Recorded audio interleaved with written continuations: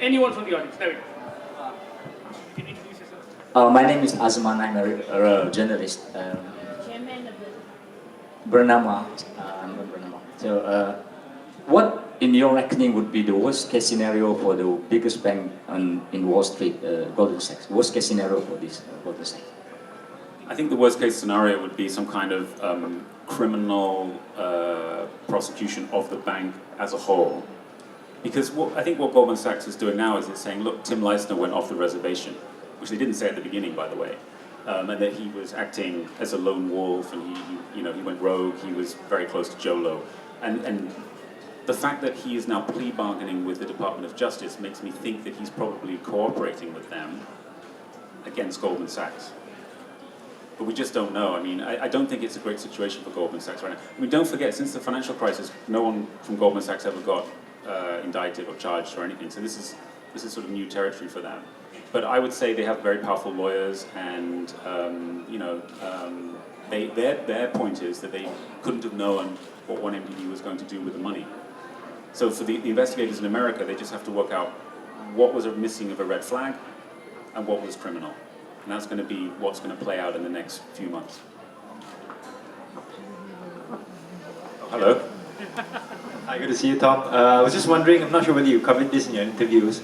To what extent were your interactions with some of the Malaysian politicians and journalists that were involved in this process? Was it through secret, emails that you guys exchanged, or did you all meet overseas? Now that it's all open, I'm sure you can elaborate a bit more. My colleague Tony Pua is there as well, so maybe you can elaborate a little bit more Tony. for us. How are you doing, Tony? Basically, how did you meet Tony and where? Tony, we met in a Starbucks in Brickfields, right? What's that mall called? Huh? U Central. He bought me a latte and we had some cake. Yeah, it's good. I don't want to answer it because the people that gave their trust to me, for this book, did so with great danger to themselves, and to sort of talk about it, even in general terms, would give you a hint of who it was, right? But they were very, very senior Malaysian government officials who were stymied in their investigation of this. And I'm talking about, bold-faced names, not talking about mid-level bureaucrats. These are household names who thought that what was going on was wrong and that it should see the light of day, and that's how we got a lot of the documents at the initial stages of this investigation. And then more recently, we have interactions with the government today about what's going on trying to get Jho Low back. I mean, that's a very interesting situation that hasn't been resolved yet, right? But that's going to be for the paperback. Also, Ken Ming, you've only been in power 150 days. We need to keep some secrets from you guys as well. We don't know what's going to happen there. Any more questions from the audience? One more from Ambiga. And then we'll open it up to the press. Hi, Ambiga. Hi there, Tom. First of all, thank you to journalists like you and other brave journalists for helping us bring change, much needed change in this country. Thank you. But as they say, Malaysia boleh. So we could well be in Hollywood, but for all the wrong reasons, right? We were in Hollywood for the wrong reasons, clearly. But one thing, I've only just started reading the book. I only got it last night. I couldn't put it down. It's brilliant. But your focus was almost entirely Jho Low for the first few chapters, certainly. And you went so far as to go into his background and, from his younger days, etc. So you spent a lot of time on him. For us as Malaysians, certainly for me, I find it difficult to absolve, if that's the right word, our former Prime Minister of any responsibility whatsoever, because the buck, for me, always stopped with him. So did you choose to focus on Jho Low? I know one of the reasons is because you think he had the full vision. But is it also because he's much more colourful than our former Prime Minister was? Yes, he is more colourful. Look, I think that this is about Jho Low. 1MDB and the scandal would not have happened without Jho Low.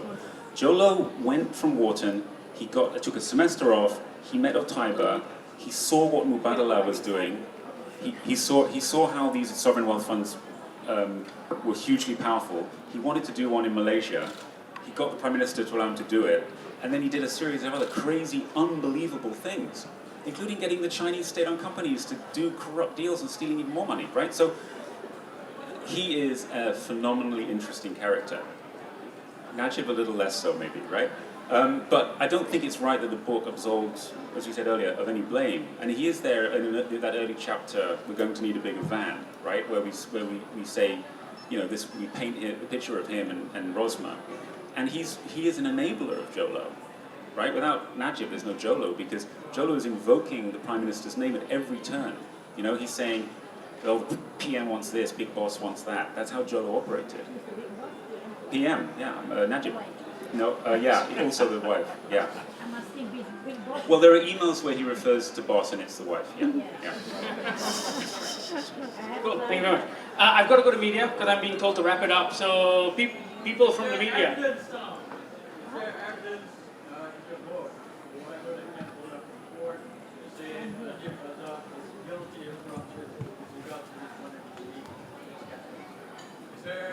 Is there evidence?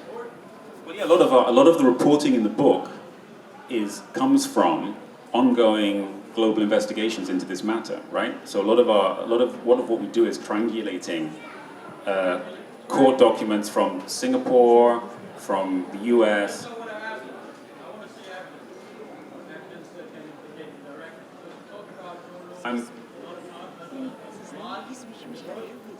Is there evidence that can implicate Najib? I personally think so, and I think what you're going to see, the court cases are going to roll on, and I'm not a prosecutor, my He's friend. not a prosecutor. So thank you very much for going to the media. Hi, Tom. Hi, Shannon. Hope you had a great trip up from Singapore, but just a question on, you mentioned a lot of top government officials came to you with whatever evidence they had, and I'm not asking you for the names, but is this some kind of indictment of the kind of media space that we have in Malaysia, whether it's the players themselves or the regulatory framework, that if you were a government official in Malaysia and if you had a big scandal on your hands and if you wanted it to get out to the press, you'd go overseas? Because the two biggest people who were covering this was yourselves at Wall Street Journal, and most would say Star Report. They had the biggest, the best stories about this. And clearly they were getting a lot of information from whistleblowers. I think so, but also The Edge did fantastic investigative work on this. Don't forget, right? And you know, I was sitting overseas after November 2015 when I thought I was going to get arrested here. You know, KTAT did get arrested. KTAT did get arrested, right? So I certainly wouldn't diminish the role that Malaysian media played in this in a very difficult landscape, one with sedition laws and new anti-terrorism laws that came in to sort of try to stop it happening. And it didn't work, right? You can't really forever keep a lid on free press. One more question from the media, and then Tom's got to get back to signing books and build up that right hand muscle. It's all right, good. Anyone else from the media? Any questions? There we go. One more.